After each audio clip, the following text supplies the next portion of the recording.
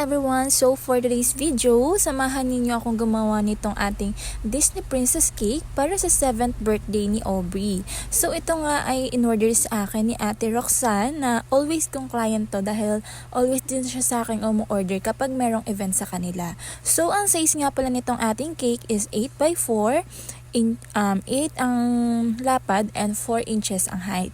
So, ayan, mocha chiffon yung cake. And ayun, pinakita ko nga sa inyo na inasaid ko talaga yung nasa pan. Kasi ay, nasasarapan talaga ako sa flavor ng mocha talaga, I swear. So, ayan, ito nga, napakadali lang gawin ito guys. Super plain lang nitong cake na ito and lalagyan lang natin siya ng drippings and mga toppers dun sa ibabaw. So, ang color nitong ating cake is purple. So, pinag-combine ko lang yung color blue and color pink.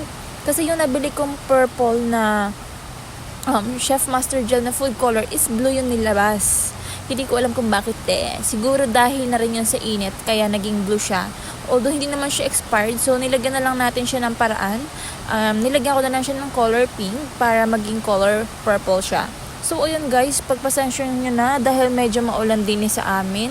So, ayan, ganyan lang guys, napakadali lang. Nilagyan ko lang siya ng filling sa loob and of course, nag-crumb coat tayo para walang crumbs na sumama sa ating cake kapag final coating na natin siya.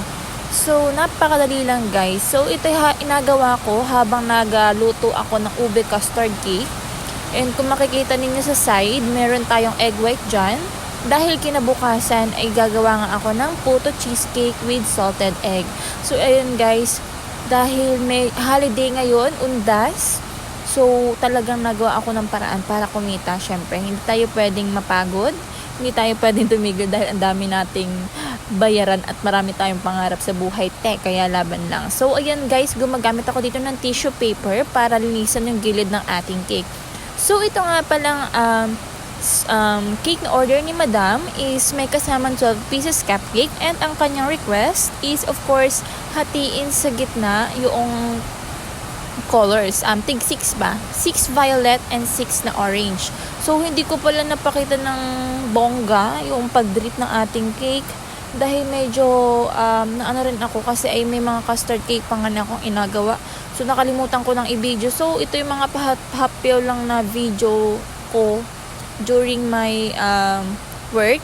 So, ayan guys. Napakadali lang guys. Gumamit lang ako ng 1M dito na decorating tip para magawa itong ating design ng ating cake.